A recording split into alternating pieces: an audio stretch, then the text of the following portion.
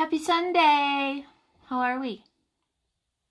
So, I'm going to get on and I'm going to talk about, got in there, something that's probably going to be pretty triggering. So, if you feel that I'm a trigger for you, because a lot of you are, I would click off. But I'm going to use my life and some examples from my life to help you better understand what I'm getting at. Our world has been so programmed by 1% of the world. Okay? 1%. So what do we got? 7-8 billion people? 1% of that across the world. And they've kept us very stuck into believing that we aren't worth much. Now I'm going to use my life and childhood and, into today, how that has truly happened of generational trauma and, things that we've believed over the years and gone into. My dad is, and both my parents are alive. Haven't been together in almost 55 years. And my dad was a lieutenant in the Navy, served on the USS Constellation. And my mom, I'm not sure what she would call herself. She was a working mom, had, lots of different jobs. But I do believe that she left home, married my dad just to get out of the house that she was living in because she couldn't stand it. And lots of things went on, in the moves that they had to California and whatnot. And my dad, told me about how he threw his wedding ring into the ocean when he was serving in his second tour, I think. And Mom came home with me as a little child. I'm an only. My son's an only. My daughter's an only. The generational trauma that has followed through my life is amazing because, my dad, bipolar, schizophrenic tendencies. I do believe he came into a body here that didn't accept all of, his intelligence, his quirks, the things that went on. And many autistic and mentally ill people are some of the most intelligent people we have on this earth. And I've had, family members and people, chase me down forever. And, oh, she's mental, she's crazy, she's this, because her dad is. It's amazing what the lengths people go to. But my point is, I do believe both my mother and my father kept looking for that validation on the outside. And they ended up accepting people into their world that, were broken as well. And that's what they attracted. My father's second wife, Mary, he was happy you would tell me because she used to drink beer with him. Is that love? My mom's second husband, my stepdad who adopted me, who, we had a rough childhood. Alcoholic who is physically abusive to all of us. And, when I take a look at the men that come into my world, mentally, physically, emotionally abusive type individuals. And I blame myself for a lot of those decisions because they were my decisions. But in the end, the control mechanisms that people will utilize to make you look horrible or bad, or because you don't do things and you don't fit into societal norms, or whatever it might be. As I look back through my childhood and the things that repeated itself, I feel horrible for my children because they in turn, my son had to deal with a narcissistic father who not only was abusive to me, but then was physically abusive to him. And I don't think they have a relationship. And then my daughter, who is with a manipulator, mentally, physically, emotionally, Yeah, I know he loves her, but the control.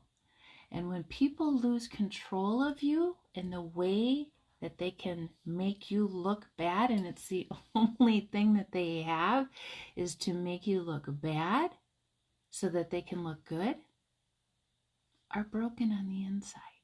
They are not healed. They don't want to take a good look at themselves and figure out what broke them as a child.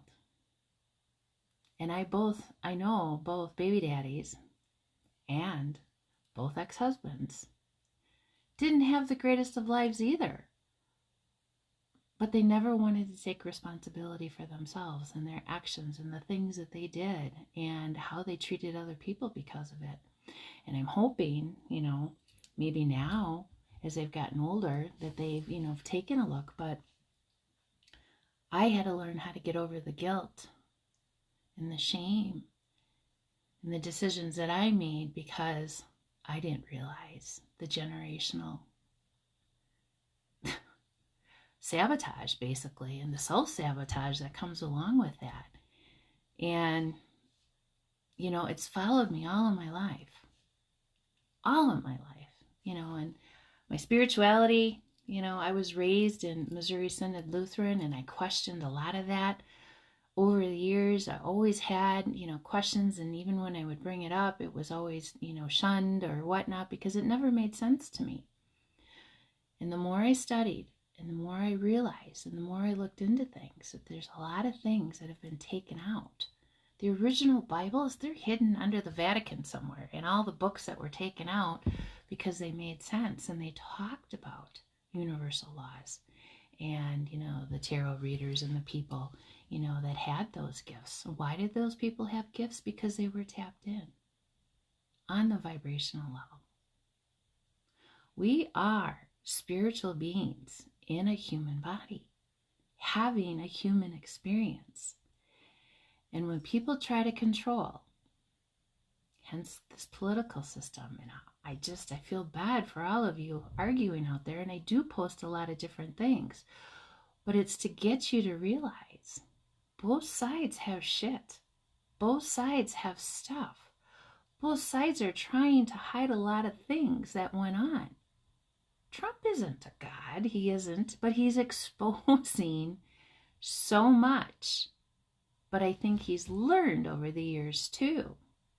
And for all of you out there who don't agree with him and whatnot, if you aren't happy about the fact that he has uncovered all this fraud, I would take a good look at what you've been listening to as well. Because right is right, wrong is wrong. He's not taking from us, he's exposing. There's a big difference. And that is with anything in life. And that's the big part of what's going on, you guys. And I hope you understand that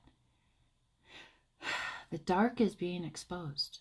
And it can be as small as a lie that was told 10 years ago about you that is finally coming to light as its untruth. I've sat quiet for a very long time about a lot of things in my world and haven't defended myself. But I will speak my truth, and I will talk about the things that happened to me. Was I 100% right all the time? That's not what I'm saying. But what I'm saying is that when it takes groups of people, my entire family, my baby daddies, one of my ex-husbands, to come after just me, what does that tell you? And I'm not bashing any of them. They did the best that they could with what they thought they had, but you got to take a look at sources. They have to go out and do that to make themselves feel better. That's where the problem comes in. When people don't want to take a good look at themselves and how they participate in bringing others down, making up stories. I have empathy for them. I've forgiven long ago. But I know who I am. So my point is, don't believe everything you hear. Do some research to find out the truth. And no, you may not agree with what's going on right now, but it had to come out. And for those of you who are trying to defend yourselves just because you want to be right and your ego is leading you, please consider laying down your ego, checking in with your soul, and see what it's got to say. Because your soul is going to tell you what's right, what's wrong. You can forgive. And if you feel the need to have revenge, then we need to have a bigger conversation. And I did post something too just recently about autoimmune diseases. Big tie between that and stress in your body. You need to learn. Your nervous system is really that vibrational connection. And if you're letting other people dictate how you feel about yourself, find yourself a holistic doctor. Question the system. Our healthcare system is another problem in the sense, hi sweetheart, of band-aiding for repeat business, not for healing. He is just a little joy of mine. He's always got to be into everything I'm doing. But I really do love you all so much, and I want you just to be your best self. So please, if you're in search of some of that healing, I can help you. My email is connected to everything. I love you all so much. Have a beautiful rest of your weekend. I'll see you soon.